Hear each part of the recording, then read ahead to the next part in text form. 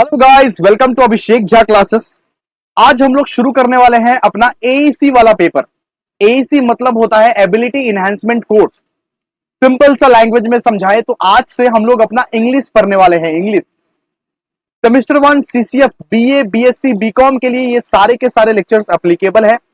आज से शुरू करने जा रहा हूं। आपका रिस्पॉन्स के ऊपर डिपेंड करेगा कि मैं इंग्लिश कंटिन्यू कर रहा हूं या नहीं कंटिन्यू कर रहा हूं। तो सबसे पहले तो भाई इसको लाइक कर दो, इस पर्टिकुलर वीडियो को लाइक कर दो, बिकॉज तुम्हारे रिस्पॉन्स के ऊपर डिपेंड करेगा कि मैं इंग्लिश कंटिन्यू करूंगा या नहीं करूंगा। और शेयर करो, जितना ज्यादा तुम शेयर कर सकते हो शेयर करो। ये बुक चाहिए तुमको। ये बुक लेने के लिए प्लीज डिस्क्रिप्शन में जाओ, हमारे वहां पे टेलीग्राम चैनल का लिंक दिया हुआ है, ज्वाइन हो जाओ हमारे टेलीग्राम चैनल में। ये पूरा का पूरा इंग्लिश का बुक उसी में है, टेलीग्राम चैनल पर ही दिया हुआ है। और सारे के सारे सब्जेक्ट के फ्री लेक्चर्स अवेलेबल है यूट्यूब पे। नोट्स चाहिए तो भाई टेलीग्राम चैनल पे जाओ, जल्दी जाके डाउनलोड करो ना। शुरू करते हैं। आज जो हमारा टारगेट रहने वाला है, आज हम लोग एक पोयम करने वाले हैं जिसका नाम है ब्रेक ब्रेक ब्रेक। जिस पोयम को लिखा है लॉर्ड टेनिसन ने, ठीक है, जिस पोयम को लिखा है लॉर्ड टेनिसन ने। आइए शुरू करते हैं ब्रेक ब्रेक ब्रेक। लेकिन सबसे पहले आपको मार्क्स डिस्ट्रीब्यूशन एक बार समझा देते हैं। तो इंग्लिश का जो पेपर है उसका जो मार्क्स डिस्ट्रीब्यूशन है, उसका मार्क्स डिस्ट्रीब्यूशन है 25 ठो एमसीक्यू आएगा और हर एक एमसीक्यू में 2 मार्क्स रहेगा। 25 ठो एमसीक्यू आएगा और हर एक एमसीक्यू का 2 मार्क्स करके रहेगा।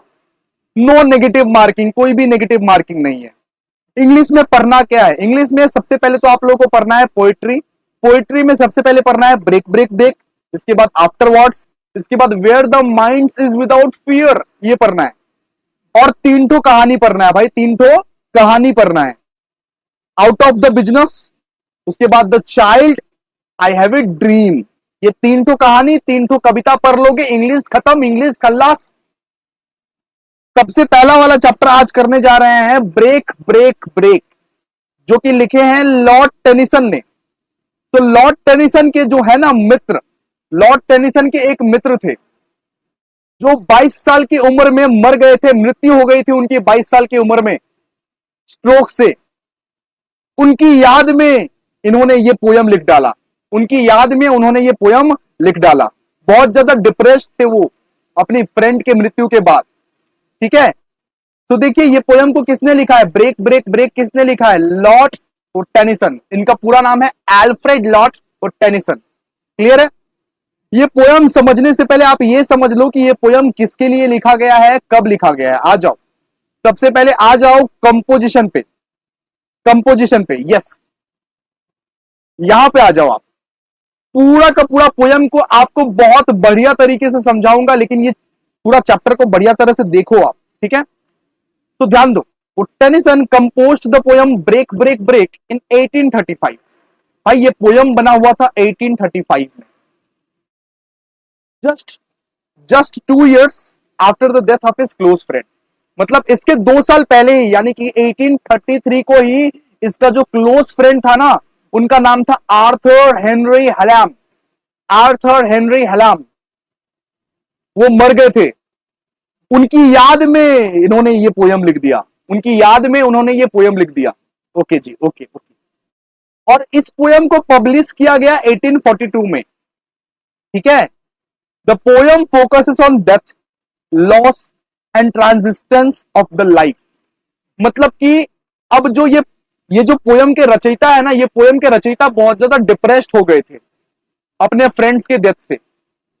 उनके बारे में लिखते जा रहे, लिखते जा रहे, लिखते जा रहे, ठीक है। Because the speaker after the loss of his dear friends find it difficult to accept the fact that the life continues in spite of loss and grief.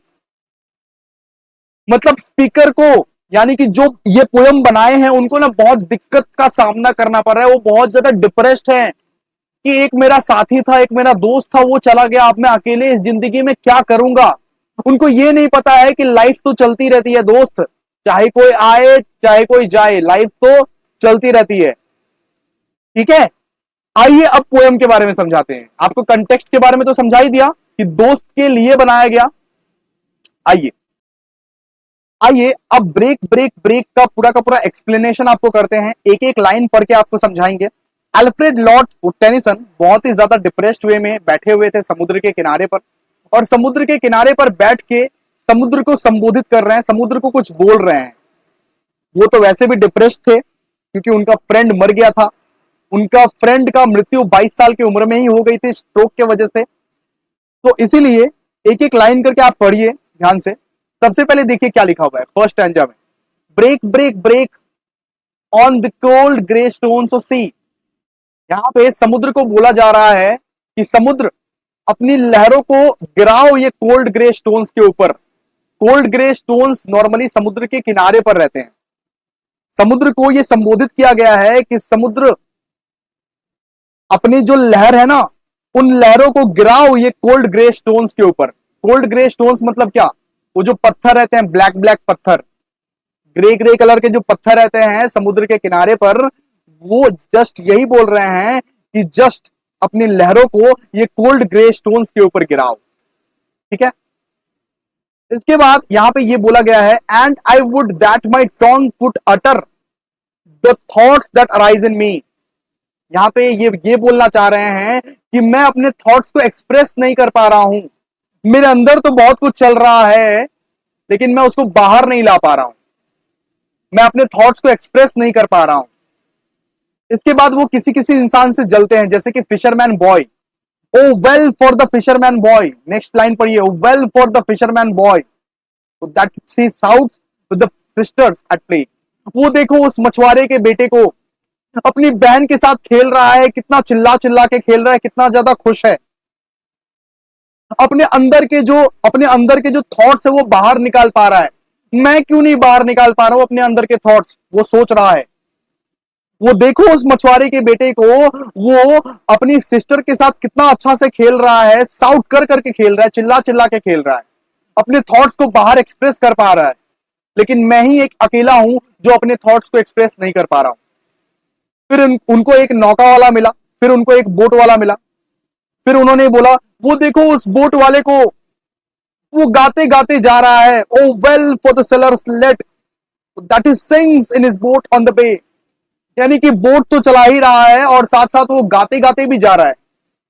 मैं क्यों नहीं गा पा रहा हूं, मैं क्यों अपना थॉट्स को एक्सप्रेस नहीं कर पा रहा हूं, इसलिए वो बहुत ज्यादा दुखी हैं। ठीक है, इसके बाद उनको एक बड़ा सा शिप दिखता है, शिप, उनको एक बड़ा सा जहाज दिखता है उसके बाद। And the stately ships go on to the haven under the hill. उनको दिखता है कि हिल के अंदर से एक शिप जा रहा है बड़ा सा। उसके बाद ही उनको रियलाइज होता है, लेकिन ये सब सोचने का क्या फायदा, ये सब करने का ये क्या फायदा, जब मेरे दोस्त का हाथ ही मेरे हाथ में नहीं है, जब मेरे दोस्त का हाथ ही मेरे हाथ में नहीं है, जब मेरे दोस्त मुझको टच ही नहीं कर सकते। But O for the touch of a vanish hand and the sound of a voice that is still. उसके बाद उसको रियलाइज हुआ कि मेरा दोस्त मेरे साथ जब है ही नहीं तो ये सब सोचने का क्या ही फायदा। इसके बाद लास्ट वाला स्टैंजा में देखिए क्या लिखा हुआ है, ब्रेक ब्रेक ब्रेक। वापस से बोला, समुद्र के लहरों, समुद्र अपनी लहरों को जरा कोल्ड ग्रे स्टोन्स के ऊपर गिराओ, जरा मेरे फुट पर तो गिराओ, at the foot of thy crags. Break break break at the foot of thy crags O sea. उसके बाद उसको रियलाइज हुआ कि ये सब सोच के, ये सब करके क्या फायदा, जो चला गया वो तो चला गया, मेरा दोस्त अगर चला गया वो तो चला ही गया, वो तो कभी लौट के नहीं आएगा ना। यहां पे लास्ट स्टैंजा में लिखा हुआ है, but the render grace of the day, but the render grace of the day. मतलब यहां पे ये बोला गया है कि बात तो यही है कि मेरा दोस्त अब मर चुका है, वो वापस कभी नहीं आएगा। मैं जितना भी सोच लूं, मैं जितना भी डिप्रेस हो जाऊं, वो वापस मेरे पास कभी नहीं आएगा। और ये चैप्टर हो जाता है समाप्त। इतना ही पोयम था, जस्ट आपको समझना था ये पोयम। ठीक है, सबसे पहले ये जो वर्ड मीनिंग्स है ना, ये वर्ड मीनिंग्स आपके एमसीक्यू में पूछ सकते हैं, इसलिए वर्ड मीनिंग्स को भी पढ़ लेना। तो थाई मतलब जैसे होता है यहाँ पे यू, अटर मतलब होता है स्पीक, लैड मतलब होता है बॉय, इसके बाद बे मतलब होता है an indentations of the shoreline larger. मतलब बे मतलब सीधा सा बात है एक पतली सी गली, एक पतला सा एरिया जहां से एक बोट जा सकता है, जहां सा मतलब कि जहां से एक बोट जा सकता है ना, एक पतली सी जगह। इसके बाद स्टैंजा 3 में भी बहुत सारा वर्ड मीनिंग दिया हुआ है, एक एक बार करके आप पढ़ लीजिएगा, ठीक है। स्टेटली सिप्स मतलब हो गया इंप्रेसिव सिप्स, इंप्रेसिव सिप्स मतलब हो गया बहुत अच्छे सिप्स। अभी हम लोग एमसीक्यू करने वाले हैं इसके, ठीक है। आइए एमसीक्यू पढ़ते हैं।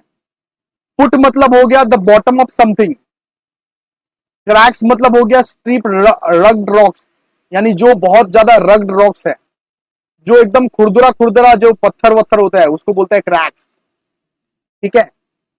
और ये टेंडर ग्रेस मतलब हो गया इजी हैप्पीनेस। तो ये सब वर्ड मीनिंग पढ़ लीजिएगा। इसके बाद आइए अब एमसीक्यू करते हैं। बस चैप्टर समाप्त हो गया, चैप्टर खत्म, अपने फ्रेंड के याद में बनाया था। So whom does Tennyson common मतलब कि commemorate in the poem break break break, मतलब किसके लिए बनाया गया था? आर्थर हेनरी हेलम के लिए, ठीक है, आर्थर हेनरी हेलम के लिए। What is the speaker mood in the poem? तो स्पीकर मूड जो था ना वो सॉम्बर था, बहुत सैड था, सैड सैड, सॉम्बर मतलब sad. What is the sitting of the poem? Seashore, answer होगा इसका सीशोर। इसके बाद देखिए whom does Tennyson address in the first stanza of the poem, मतलब कि किसको किसको एड्रेस किया था? वेव्स ऑफ द सी को, सी को एड्रेस किया था, ठीक है। First stanza of the poem waves of the sea को एड्रेस किया गया। इसके बाद देखिए what does the speaker earnestly wish he could do in the first stanza? Utter his thoughts, यानी कि जो रचयिता थे वो तो बस यही चाहते थे ना कि मैं कैसे अपने थॉट्स को बाहर निकालूं, फर्स्ट स्टैंजा में ही मैं कैसे अपने थॉट्स को बाहर निकालूं, सिंपल सा बात है, ओके। ये सब एमसीक्यूज आपके लिए इंपॉर्टेंट है। इसके बाद देखिए how does the speaker describe nature of the first stanza in black terms, in bleak terms, मतलब कि स्पीकर जो था ना वो एकदम निराश था, वो एकदम सैड था फर्स्ट स्टैंजा में। इसके बाद देखिए क्या लिखा हुआ है। What does the fisherman boys, fisherman boy क्या कर रहा था? सिस्टर के साथ प्ले कर रहा था, play with the sister, play with his sister, simple सा बात है। और सेलर क्या कर रहा था? अरे बोट में गाना गा रहा था, सिंपल सा बात है। वो गाना गाते गाते नौका चला रहा था, नौका चला रहा था गाना, ठीक है। इसके बाद देखिए who sings in the second stanza of the poem, कौन गा रहा था सेकंड स्टैंजा में? सेलर्स लेड गा रहा था, सेलर्स लेड गा रहा था, कौन? नौका वाला गा रहा था, नौका वाला, बोट वाला, बोट वाला गा रहा था, ठीक है। इसके बाद देखिए how are the children portrait in the natural surrounding in the second stanza? Nature does not appear in the poem, मतलब कि नेचर वगैरह नहीं आया, ठीक है। चलो इसके बाद देखिए how does the happy state of the children in the second stanza, ठीक है।